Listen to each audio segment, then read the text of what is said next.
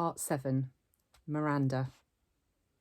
I forget that I might see so many beautiful things. I forget that I might need to find out what life could bring. Andain, Beautiful Things. Camp Lies. My parents got divorced the summer before 9th grade. My father was with someone else right away. In fact, though my mother never said so, I think this was the reason they got divorced. After the divorce, I hardly ever saw my father, and my mother acted stranger than ever. It's not that she was unstable or anything, just distant, remote. My mother is the kind of person who has a happy face for the rest of the world, but not a lot left over for me. She's never talked to me much, not about her feelings, her life. I don't know much about what she was like when she was my age. Don't know much about the things she liked or didn't like. The few times she mentioned her own parents, who I've never met, it was mostly about how she wanted to get as far away from them as she could once she'd grown up. She never told me why. I asked a few times, but she would pretend she hadn't heard me. I didn't want to go to camp that summer. I had wanted to stay with her to help her through the divorce, but she insisted I go away. I figured she wanted the alone time, so I gave it to her. Camp was awful. I hated it. I thought it would be better being a junior counsellor, but it wasn't. No one I knew from the previous year had come back, so I didn't know anyone. Not a single person. I'm not even sure why, but I started playing this little make-believe game with the girls in the camp. They'd ask me stuff about myself and I'd make things up.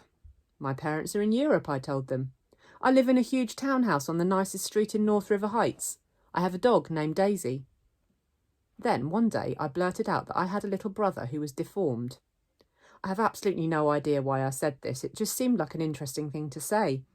And of course, the reaction I got from the little girls in the bungalow was dramatic. Really? So sorry, that must be tough, etc., etc. I regretted saying this the moment it escaped from my lips, of course. I felt like such a fake. If Via ever found out, I thought, she'd think I was such a weirdo. And I felt like a weirdo, but I have to admit there was a part of me that felt a little entitled to this lie. I've known Augie since I was 6 years old. I've watched him grow up. I've played with him. I've watched all 6 episodes of Star Wars for his sake, so I could talk to him about the aliens and bounty hunters and all that. I'm the one who gave him the astronaut helmet he wouldn't take off for 2 years. I mean, I've kind of earned the right to think of him as my brother. And the strangest thing is that these lies I told, these fictions, did wonders for my popularity. The other junior counsellors heard it from the campers, and they were all over it.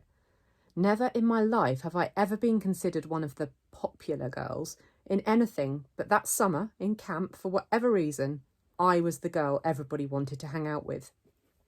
Even the girls in Bungalow 32 were totally into me. These were the girls at the top of the food chain. They said they liked my hair, though they changed it. They said they liked the way I did my makeup, though they changed that too. They showed me how to turn my t-shirts into halter tops.